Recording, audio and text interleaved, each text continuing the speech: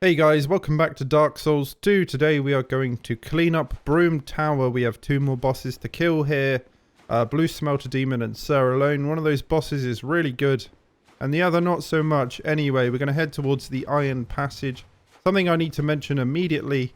We are once again doing voiceover in post because the commentary I had recorded for this episode featured a record number of voice cracks. My voice was just fucked, as it sometimes is, and normally I'm not opposed to voice cracks, but in this instance it was like every other sentence, so we're doing this in post, so we'll lose some of the rage and the reactionary stuff. However, not such a bad thing. You know I don't want to make a habit of doing this, and I wouldn't if I didn't feel like I had to. So anyway, that's enough said about that. We are going towards the Iron Passage to kill the Blue Smelter Demon, and this is one of two areas that was designed with co-op in mind in this DLC. Crown of the Sunken King and Elium Lois also have co-op areas, but this DLC has two for some reason. I'm not entirely sure why, and honestly, these co-op areas might be the very worst of Dark Souls 2 level design, and I understand that they are designed with summoning in mind, but the ganks are as obnoxious as they've ever been in this game, and the level design is very, very bland. It's not so bad in Iron Passage, it's a pretty small area. However, as you'll see later on in the episode when we get to the memory of the old Iron King before Sir Alonne, I believe that to be the very worst level in this game. There is nothing interesting or exciting about it. Anyway, these co-op areas, it's very easy to kind of just rip them apart, and I have done, because as far as levels go, there's nothing really interesting here. It's just a gauntlet of challenging mobs. But that's kind of the point, so I don't want to be too hard on them, but if we're going to judge them as standalone levels, like, they're not great. And in this room here, as you can see, there are priests and fume sorceresses up on a ledge that you can't really deal with unless you have a bow or spells, of which my build has neither. So I'm a little bit screwed here, and I'm forced to kind of just deal with it, right? And the priests can actually cast, I can't remember what it's called in this game, but in Dark Souls it was a tranquil walk of peace, which impairs your movement speed, and that is just fucked. He's casting it there, in actual fact, so that's going to slow me down. It's not quite as brutal as it was in Dark Souls 1, but this is just fucked. And as you can see, there are possessed armor archers as well, and it's just a hideous mess. But again, it's kind of supposed to be. They're really encouraging you to summon here, so it's kind of on me if I've made the decision to solo the game. And there's so much content in this game, it's not really a big deal if I decide that I don't want to run through these co-op areas, and typically I would not, because I don't consider them a highlight. Other than the Sir Alonne boss fight, which is really, really good. I think otherwise, like, the gank boss is just unforgivable. It's fucking awful. Blue Smelter, as you'll see in just a moment, although it's a bit lazy and uninspired, and it's essentially a reskin of a boss that you've already fought, it doesn't really offend me. I'm kind of mixed on it. It's a fun fight, but that's kind of because Smelter Demon was a fun fight to begin with, right? They got that right in vanilla, so, you know. But they have actually changed some things to make the fight a little bit more interesting, and I will go into that as we step into the fog. As you can see, I am in no rush to stick around here. So we just run through, and assuming we don't die, we won't have to deal with any of that bullshit. Spoilers, we don't die. We get this done. Anyway, he's blue, and instead of buffing his sword with fire like base game Smelter, he buffs it with magic, and that's why he is blue. And that's not the only thing that's changed here. Although the moveset is very much the same, what the devs have done here is they've changed things in a way that will throw you off if you are familiar with the base game Smelter Demon fight. They've added some really filthy delays in his attack combos. There's one right there. He delayed that second swing. And those are the sort of things that will throw you off here. And also, I believe there's a chance for him to do an AoE when he's impaling himself, which was never the case in the base game fight. So, although it is a Smelter reskin, there is a challenge here, and it's because you're probably conditioned into fighting Smelter in a certain way from base game, and wow, that fucking hitbox was wild. Things have changed enough to keep you on your toes, but honestly, it doesn't take too long to adapt. I believe that overhead slam is a little bit more delayed in this fight as well. But honestly, yeah, that is incredibly delayed, right? That's literally programmed to catch you out of your roll. Ain't gonna work on me though. Yeah, I don't think this is too bad, and I don't think Smelter Demon's too bad. It's a challenging fight. One of the more challenging fights in Dark Souls 2 early to mid game. And this is a fun little optional challenge, I guess. It's not the highlight of this DLC, but I consider it to be side content pretty much. And I think the devs did as well, which is why there's the whole like summoning gimmick. So again, I won't shit all over these co-op areas too severely, although for the record, I don't think any of them are particularly good at all. But I understand they were designed with co-op in mind, and approaching them as a solo player, that's kind of, you know, that's on me. Right, our reward for doing this is the Pharos mask, which is another bit of gear in this game that has quite a unique element to it. It makes you damp, it makes you wet, and what that means is your fire defense is increased because you're perpetually moist. And it kind of resembles the Mask of the Father from Dark Souls 1, so if you want to do a Dark Souls 2 Giant Dad build, you're going to want this. And I actually kind of like it, but definitely not on this character. It's a bit odd. And as you can see there, your footprints are wet, because you'll always be wet. But that's another example of gear in this game that has very unique properties. And I believe here, I went on a bit of a tangent about the crowns that we have accumulated so far. There are 3 crowns. One in each respective DLC, right? Crown of the Sunken King, Crown of the Old Iron King, and I still can't remember the name of Eliam Lois, so we'll just call it Eliam Lois. But basically, Crown of the Old Iron King replenishes spell uses, which is invaluable. If you're using a build with some of the really powerful but low cast spells or miracles, for example, Sacred Oath, I believe you only get 1 cast of that. What that crown does is it allows you to have more casts, right? And I know there are consumables to replenish spell uses, which are useful, right? But this is essentially something that will achieve the same effect, but it won't burn through consumables. You won't have to do any farming, you won't have to buy anything. So it's pretty fucking good. And the Crown of the Sunken King, although I don't remember to what extent, it does change your stats. Some are increased, some are decreased. That's really interesting, especially on a Soul Level 1 run. And what's interesting about Soul Level 1 in this game is where Dark Souls 1 is a very one-note experience for a Soul Level 1, you're probably... I mean, you're going to use Pyro. Like, there's no reason not to, there's no stat investment required, and it fucking shreds things. And it actually makes Soul Level 1, I don't want to say easy, but quite forgiving, right? And you're also probably going to use one of the clubs, probably the reinforced club. You might use 2 of them, a fire one and a lightning one. Dark Souls 1, Soul Level 1. I realise there are more options there. You've got the Jagged Ghost Blade, I think, and then you can 2-hand the Hammer of Vamos. But otherwise, it's very one note.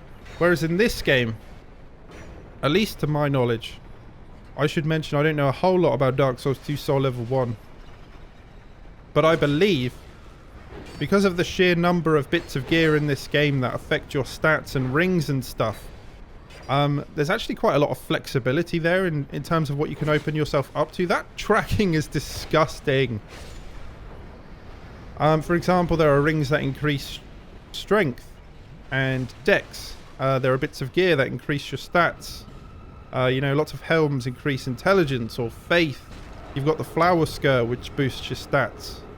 You've got the Crown of the Sunken King, There's a ring that increases adaptability.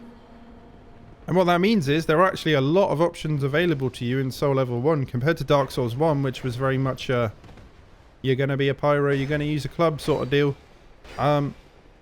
You have a lot of options here. Correct me if I'm wrong. That's my impression at least. I have not done Soul Level 1 on Dark Souls 2. And the reason is because my playstyle, a lot of dodging, very, very little blocking. I rely on my iframes, I rely on adaptability, and obviously at Soul Level 1 you have very little in the way of iframes, right? And that's never appealed to me really. Because like base adaptability is fucked, right? It's one of the first things you want to level up to have a fighting chance in this game. Because otherwise your role can just feel flat out broken. I've been clear in the past about how I feel about adaptability. It's not a bad system, just poorly explained to the player. However, in a Soul Level 1 run, there's very little you can do there. There is a ring that increases it, but it's in this DLC, so, you know, it's a long way off from the start of a fresh Soul Level 1 run. Okay, and that is why I've not done Soul Level 1 in this game.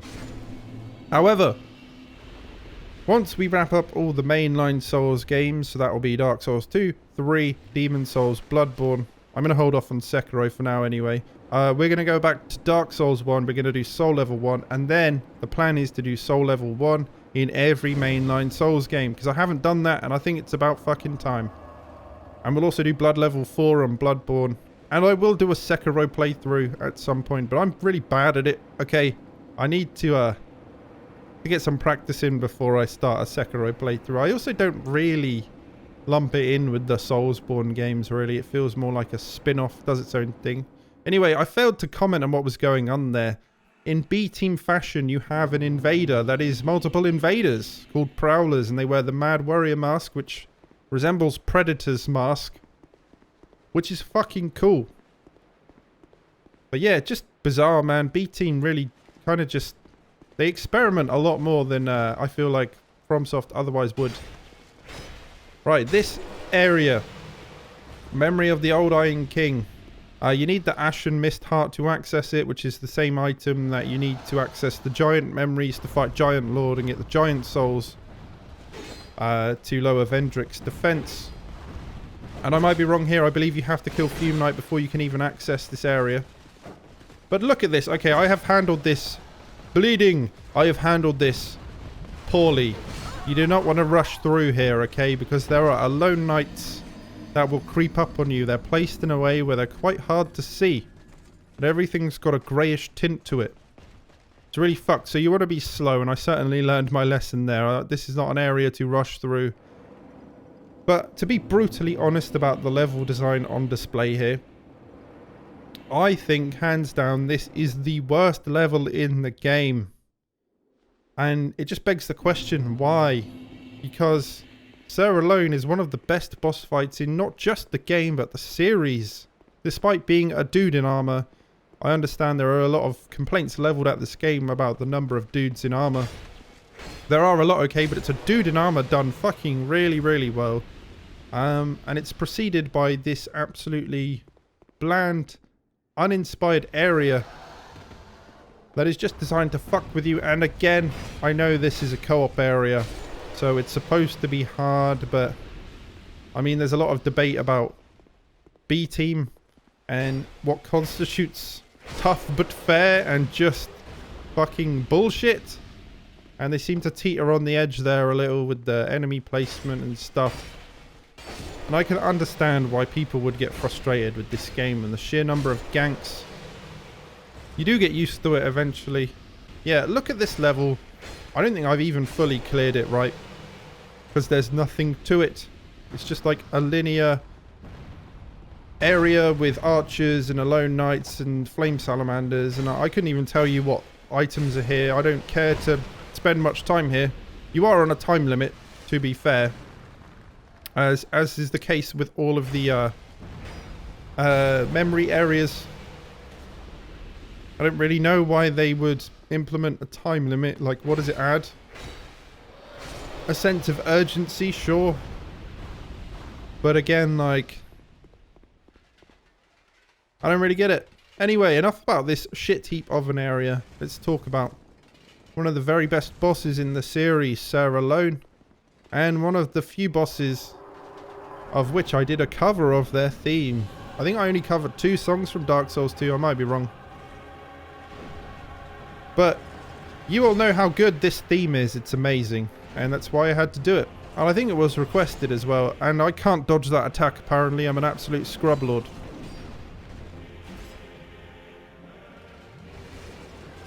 Spoilers. I have a bit of a rough time here. I can't do this on my first attempt or even second. And I've come to the conclusion that this is one of the bosses that I struggle with the most. I don't know exactly what it is about it. He's just really quick. He's quite aggressive. And a lot of Dark Souls 2 bosses are quite slow, and they give you a lot of an opportunity to counter-attack. I think a lot of it's inexperience as well. As much as I love this boss, I don't regularly come here. But yeah, man, what a fucking boss. Great move set, great design. The arena is just gorgeous. It's genuinely challenging, and the music is incredible. It's just, yeah, it's bizarre to me that the area that precedes this boss fight is just terrible. It almost leads me to believe that they had to slap something together last minute because they otherwise didn't know where to put him. But I mean, that's just speculation. Do love this fight. So good. Although I'm clearly not very good at it. So he has that move there. If he hits you with that, not only will you take a shit ton of damage, but he will buff his sword. And you don't want that. Similar to the Pursuer, he will like level up if he gets you with his curse stab. So you really want to be aware of that. Oh, yeah, there we go. We got hit by it.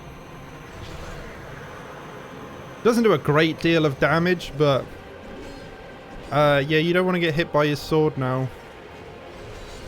Yeah, done. That was a risky heal and was rightfully punished. Anyway, yeah, it's just a great boss. And these DLCs are really good, but when I refer to these DLCs, I kind of, like I've said earlier, I consider these co-op areas kind of side content, whereas the actual main boss and the journey to get to the main boss, I consider that to be the meat of the DLC is the crowns, getting the crowns and killing, you know, Fume Knight, Alana, Sin, the Slumbering Dragon, and Burnt Ivory King, right? So these co-op areas, although I don't really like them, they're fine. I typically would ignore them, right? But on the whole, these DLCs are so fucking good. It makes you wonder what this game would have been like if B-Team had a bit of an easier development. They didn't have to switch directors halfway through. They actually got to implement the time travel feature that was cut altogether. Could have been a very radically different game. And these DLCs are proof. When they have a clear brief, a clear goal, you know, they can do very good things. These DLCs are great. The level design is fucking on par with Dark Souls 1 early game for the most part, if we exclude the co-op areas. As I've said, I consider them a bonus rather than a substantial part of the DLC. But clearly B-Team knows what they're doing, right? It's just vanilla is so rough because it was slapped together. Because it was supposed to be a radically different game, and they kind of just had to see what they had and kind of make it work. And that is literally the reason why the world design is so bad. And that's a common complaint that's thrown at the game. And you're not even wrong. I've complained about that. The world design is fucking nonsensical. But it's because they kind of had no choice. Or they otherwise would have had to delay the game altogether. Who knows? Instead, they opted to kind of just slap it together. And it is what it is. The world design is not a scratch on Dark Souls 1. It may be the very worst world design in a Souls game. In fact, it definitely is. Dark Souls 3, although linear, and although I was optimistic that they would opt for a Dark Souls 1 style world, and very disappointed when I realized that it's just warping like Dark Souls 2. It's a lot more coherent. So yeah, this is the very worst of world design in the Souls games. But this game does a lot right, and I've made a habit of mentioning this because I want to fly the flag for this game. It's a great game, but character building on point. Build variety, best it's ever been. So many viable play styles. And the fashion souls and the gear. This is the Souls game if you like character building, and it's the reason, I think I understand this now, it's the reason that I've played this one the most, because it's just so appealing to me, because there are so many viable options, and there's builds I haven't made yet, and still so much to do, so much to use, and it's all fucking good. Whereas, I don't want to go on too much of a tangent here, I think in Dark Souls 3, spellcasters are just gimped. Out of the gate, they're just gimped. You're going to be squishier for little to no reason when you could just run a quality or refined build and have an easier time and have more health and stamina in the process. And me and Matt from the Mentis Ritual actually did a mage playthrough of Dark Souls 3. And our builds were pretty much identical because it's a very one note, right? You're going to wear that fucking stupid dusk crown because you're gimped without it, right? And that always irritates me, right? When there's, you know, there's not enough balance there. There's not enough options, so you're always kind of railroaded into one specific setup. And I think Dark Souls 3 handles that pretty bad overall. Like, but this game, if you want to be a mage, there are so many bits of gear and weapons that are effective, right? I went on a huge tangent there, but let's just say character building in Dark Souls 2, it's the best it's ever been in a Souls game, and this is why I love this game. Anyway, we are buff stacking now because we need every crutch at our disposal, alright? Because I struggle. But you know what? I was steamrolling this game for a while now. This build is strong, spears are godly, so it was nice to get slapped around a bit again. Damn. So I ain't complaining, but I figured why not actually use the things that are just sitting in my inventory that I otherwise completely forget about, right? I'm quite a hoarder, and I just often don't use things. I'm pretty sure I've still got every single boss soul from this playthrough. We'll have to look at that in a future episode. Of course, we are nearing the end of Dark Souls 2, as after this fight, we're done in Brume Tower, and then it's just Elium Lois, which has another 3 bosses to contend with. It's a really cool area. Nice. Again. That move is particularly good at punishing chugging. I am a scrub. I am a scrub. You want to know something interesting? This isn't even the first time I've re-recorded the voiceover for this episode. So consider the initial voiceover when I first recorded the footage. There was another voiceover where I gave up halfway through because I just felt like I was talking absolute shite. I mean, I normally am, right? But normally I have a handle on it. This time I did not. A second time where I made it through the whole episode and realized that it just wasn't good enough, right? I wasn't happy with it. So this is my 3rd attempt to record commentary for this episode. I am sorry I had to do this in post. I'm sure it doesn't really offend any of you. I would hope not. And I wouldn't do it if I felt like I had another choice. And it's the 2nd time I've had to resort to this. Man's gotta fuck the voice, alright? I don't know what's going on. I've started doing vocal warm-ups, which is fucking insane that I've had to do that, but I don't know, I guess, like, you consider a voice an instrument. Although I'm not doing anything musical, then I guess it's not that strange. The kind of thing that makes me dislike this is just having to clear out this area every time. And watching this back, it's made me realise this is one of the very worst runbacks in the game.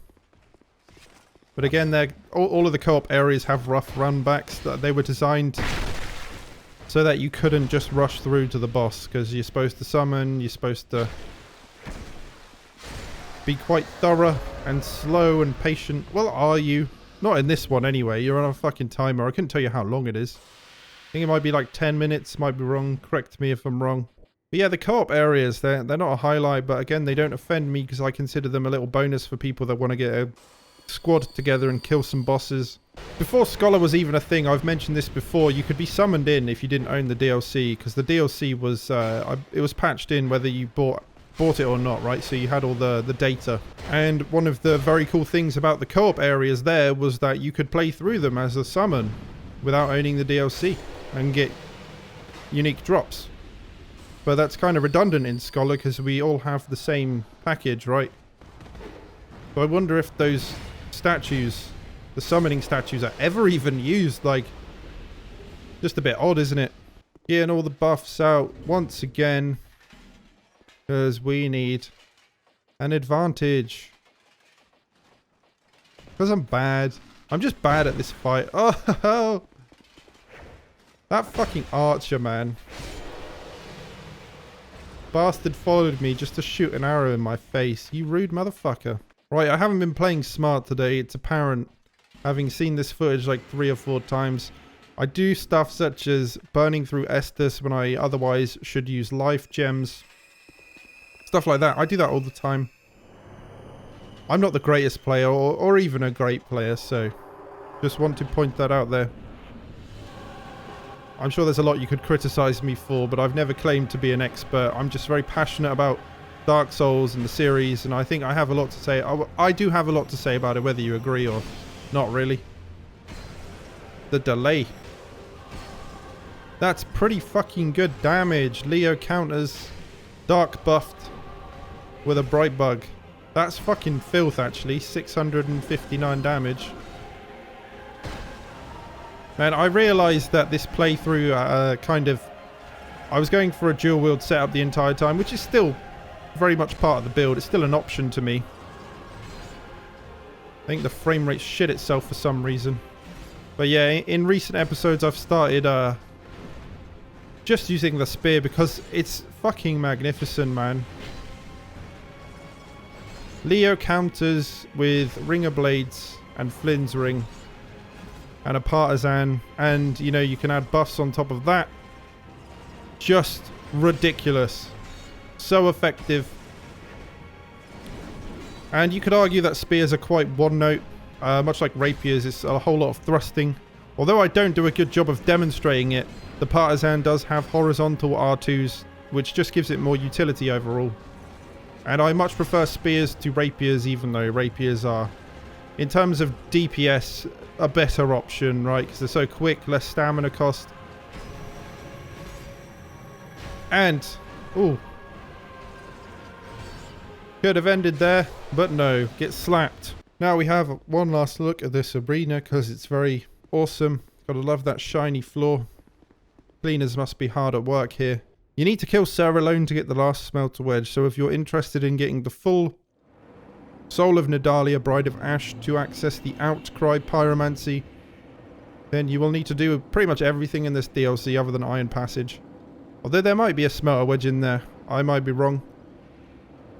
Anyway, that will conclude our time spent in Brume Tower. We weren't very thorough. There are Smelter Wedges to grab, but it's mostly optional. I don't really care to get the Soul of Nidalia. I have no use for it. And as much as I love this game, I kind of just want to wrap it up and start on Dark Souls 3 because I got a lot of stuff to say about that, and I realise I've been quite harsh about it throughout the course of this playthrough.